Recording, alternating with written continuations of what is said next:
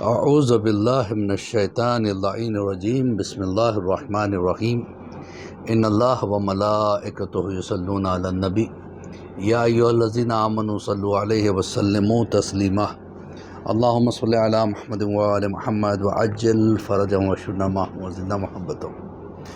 محترم ناظرین، مولوی عباس علی خوئی کا سلام قبول فرمائے۔ تربیت اولاد کے حوالے سے آج ہمارا لیسن نمبر 191 الحمدللہ، یہ آپ حضرات کی محبت، دعائیں اور آپ کا ساتھ اور اللہ کی دی ہوئی توفیق ہے کہ ہم اس میں دھیرے دھیرے آگے بڑھتے جا رہے ہیں، اور انشاءاللہ جب تک طاقت ہوگی انشاءاللہ یہ سلسلہ جاری رہے گا۔ آج کی گفتگو اس بات پہ ہوگی کہ انسان کے حالات ایک جیسے نہیں ہیں۔ جیسے ECG کا گراف کبھی اوپر کبھی نیچے، کبھی اوپر کبھی نیچے ہوتا ہے، تو وہ زندگی کہلاتا ہے، اور اسٹریٹ لائن میں آ جائے تو آدمی مر جاتا ہے۔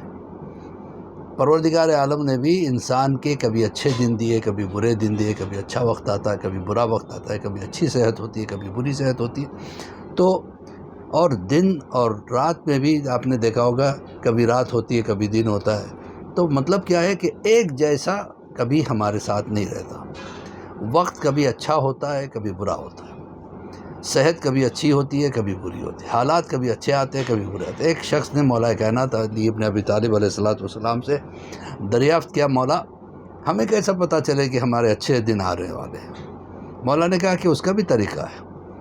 اللہ نے اس میں 5 نشانیاں رکھی ہیں۔ اگر کسی آدمی کو محسوس ہو ان 5 نشانیوں میں سے کوئی بھی نشانی، تو سمجھو کہ اس کے اچھے دن بہت جلدی آنے والے ہیں۔ کہ مولا وہ کون سے؟ کہ سب سے پہلی نشانی یہ ہے کہ جب انسان سوتا ہے تو رات ہی کوئی نیت کر لیتا ہے کہ مجھے صبح کی نماز اول وقت پڑھنی ہے، اور بالکل کوئی طاقت اسے روک نہیں سکتی، وہ خود بخود اس کی نیند کھل جاتی ہے۔ نماز کے اشتیاق میں، شوق نماز میں وہ اٹھ جاتا ہے، سمجھ لینا کہ اس کے اچھے دن بہت جلدی آنے والے ہیں۔ یعنی نماز کا شوق اس میں ہو جاتا ہے، فجر کی نماز کا شوق۔ رسول اللہ فرماتے ہیں کہ انسان جب اچھے دن آنے والے ہیں تو پروردگار اس کے لیے کیا کرتا ہے؟ اس کے لیے دین کا شوق پیدا کر دیتا ہے، یعنی اس کو دنیا سے زیادہ دین اچھا لگنے لگتا ہے۔ اللہ دنیا سب کو دیتا ہے، کافر کو بھی دیتا ہے دنیا، اور مشرک کو بھی دیتا ہے، مومن کو بھی دیتا ہے، کسی کو زیادہ دیتا ہے کسی کو کم دیتا ہے، لیکن دین اسی کو دیتا ہے جسے اللہ پسند کرتا ہے، اللہ چاہتا ہے۔ اگر ہمارے دل میں دین کی محبت پائی جائے، اگر ہمارے دل میں مولا کائنات کی محبت پائی جائے، مولا عباس کی محبت پائی جائے، نمازوں کی محبت پائی جائے، تعقیبات کی محبت پائی جائے، تو سمجھ لینا کہ اللہ نے ہمیں پسند کرنا شروع کر دیا ہے۔ تو اس چیز کو یاد رکھیے۔ دوسری چیز کیا ہے؟ مولا کہتے ہیں پھر انسان پر آزمائشیں شروع ہو جاتی ہیں۔ انسان جو ہے نا امتحان میں مبتلا ہو جاتا ہے۔ کسی نے پوچھا مولا یہ بتائیے ہمیں کیسے پتہ چلے جب بھی مصیبت آتی ہے، کوئی مصیبت ہم پہ، تو یہ مصیبت ہمارے لیے امتحان ہے یا سزا ہے؟ مولا نے کہا اگر مصیبت کی وجہ سے تم اللہ کے قریب ہو رہے ہو تو یہ امتحان ہے اور تم کامیاب ہو، اور اگر اللہ سے دور ہو رہے ہو تو یہ سزا ہے، یہ تمہارے اعمال بد کی وجہ سے اللہ تمہیں اپنے سے دور کر رہا ہے۔ آزمائش، اچھا آزمائش میں بھی انسان مکمل طریقے سے خوش رہے۔ جناب بلال کیسا امتحان تھا ان کو، جب انہوں نے اسلام قبول کیا اور مشرکین کو پتہ چلا، تو انہوں نے جناب بلال کے دونوں ہاتھ کو پشت کے پیچھے باندھے اور دونوں پیروں کو باندھ دیا، اور پہاڑ پر سے نیچے لڑکانا شروع کیا۔ وہ سلوپ جس میں پتھر زیادہ ہوتے ہیں، کانٹے ہوتے، وہاں سے لڑکانا شروع کیا، لیکن وہ ہر چوٹ پہ، ہر زخم پہ لا الہ الا اللہ، لا الہ الا اللہ، لا الہ، یہی کہتے جا رہے تھے، یہاں تک کہ نیچے پہنچ گئے۔ کیا کہتے ہو؟ کہ ابھی بھی میں لا الہ الا اللہ کہتا، اگر نہیں مانو گے کہ نہیں مانو گے۔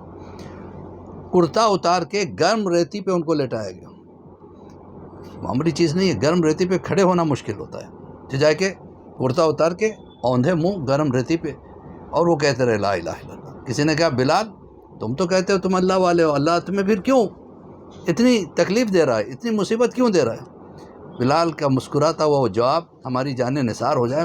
جناب بلال حبشی فرماتے ہیں کہ جب تم کوئی مٹی کا برتن خریدتے ہو تو اس کو اچھے سے ٹھوک بجا کے دیکھتے ہو، اور یہی میرے ساتھ ہو رہا ہے، اللہ مجھے ٹھوک بجا کے دیکھ رہا ہے کہ میرا ایمان کتنا صحیح ہے۔ تو بہرحال مولا کہتے ہیں پہلی چیز فجر کی نماز کا شوق پیدا ہو جاتا ہے۔ دوسری چیز، اللہ اس کو امتحان میں مبتلا کر دیتا ہے۔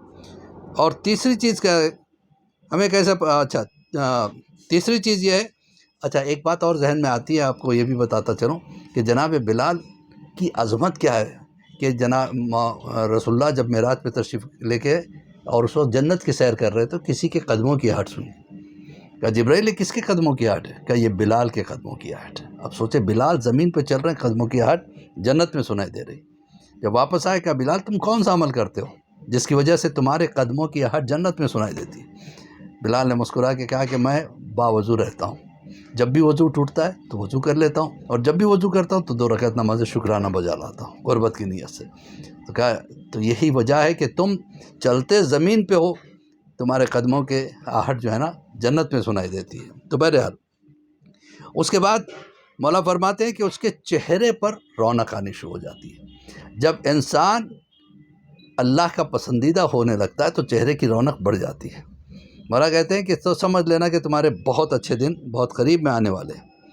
اور اس کے بعد پھر مولا فرماتے ہیں کہ اس کے خرچے میں کمی آ جاتی ہے، یعنی اللہ اس کے خرچوں میں اتنی برکت دے دیتا ہے کہ اس کے خرچے میں کمی آ جاتی ہے۔ تو مولا فرماتے ہیں کہ جب یہ ہونے لگے تو سمجھ لینا کہ اللہ تمہیں بہت پسند کر رہا ہے، اللہ تم سے محبت کر رہا ہے۔ اور اللہ جس سے محبت کرتا ہے فرشتوں سے کہتا ہے تم بھی اس سے محبت کرو۔ اور ایک فرشتہ اعلان کرتا ہے کہ دنیا والو تم بھی اس سے محبت کرو، کیونکہ ہم اس لیے محبت کرتے ہیں کہ اللہ اس سے محبت کرتا ہے۔ بس اسی کے ساتھ مولوی عباس علی خوئی کا سلام قبول فرمائے، دعا گوئیں کہ پروردگار ہماری اس کاوش کو، اس چھوٹی سی خدمت کو قبول کرے اور ہمیں امام زمانہ کے چاہنے والوں میں شمار فرمائے۔ فقط والسلام ورحمۃ اللہ وبرکاتہ۔